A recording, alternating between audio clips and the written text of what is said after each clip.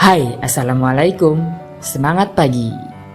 Setelah terbitnya SE nomor 25 tahun 2022 tanggal 8 Maret yang mengatur syarat penumpang kereta api, di mana sebelumnya disebutkan dalam peraturan itu, penumpang kereta api antar kota atau jarak jauh yang sudah vaksin kedua dibebaskan dari tes antigen.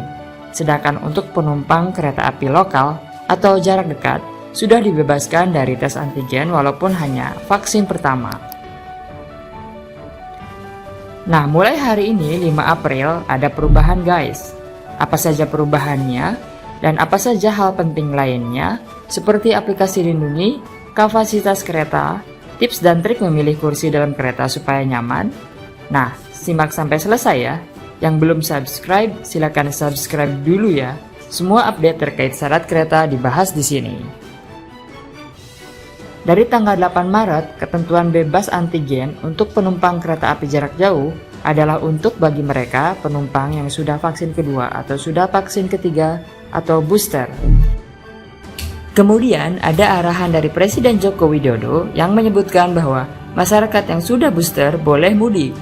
Akhirnya pemerintah mengeluarkan kembali peraturan nomor 16 tahun 2022 yang berlaku tanggal 2 April.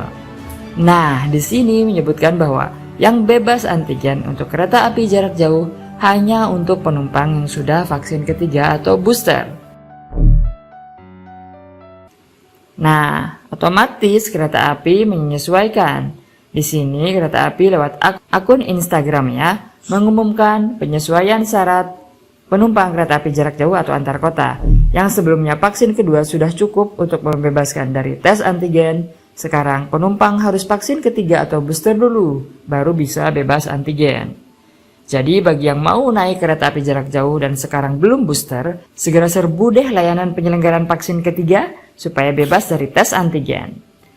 Kemudian aplikasi Peduli Lindungi. Aplikasi ini sekarang menjadi syarat melakukan perjalanan ya. Jadi yang belum ada app ini di handphonenya, segera deh install dan memastikan status vaksin ketiganya sudah muncul. Lalu bagaimana untuk kamu yang baru vaksin kedua? Kalian wajib tes antigen ya, maksimal di 1 hari sebelum keberangkatan. Sedangkan kamu yang baru vaksin pertama atau bahkan belum vaksin sama sekali, kalian harus melakukan tes PCR maksimal 3 hari sebelum hari keberangkatan. Tidak cukup hanya tes antigen ya. Untuk yang belum vaksin sama sekali karena alasan kesehatan, selain tes PCR, juga harus bawa surat keterangan dari dokter umum rumah sakit pemerintah ya. Untuk anak di bawah 6 tahun dikecualikan dari ketentuan ini ya. Artinya mereka bebas antigen atau PCR walaupun belum vaksin. Kemudian kereta api lokal atau jarak dekat tidak berubah sama sekali ya. Seperti video yang saya bahas sebelumnya di sini. Untuk KA lokal cukup vaksin pertama saja supaya bebas antigen. Terakhir nih, yang gak kalah penting, cara memilih tempat duduk supaya nyaman di kereta. Bahkan untuk kalian penumpang kereta api lokal, kalian bisa mendapatkan 2 kursi hanya untuk kamu sendiri. Lihat videonya di sini. Bagaimana cara mendapatkan 2 kursi hanya untuk kamu sendiri.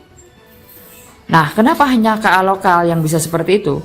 Karena kereta api jarak jauh, kapasitas penumpangnya sudah 100%.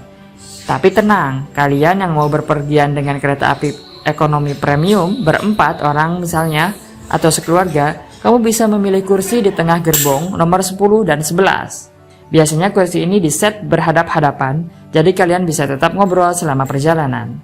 Hal ini penting untuk kamu yang membawa anak kecil, karena mereka biasanya bosan dalam perjalanan dan akhirnya rewel. Nah, sekian dulu update syarat naik kereta kali ini ya. Semoga manfaat, semoga perjalanannya menyenangkan. Yuk subscribe channel ini supaya tidak ketinggalan update-nya. Terima kasih.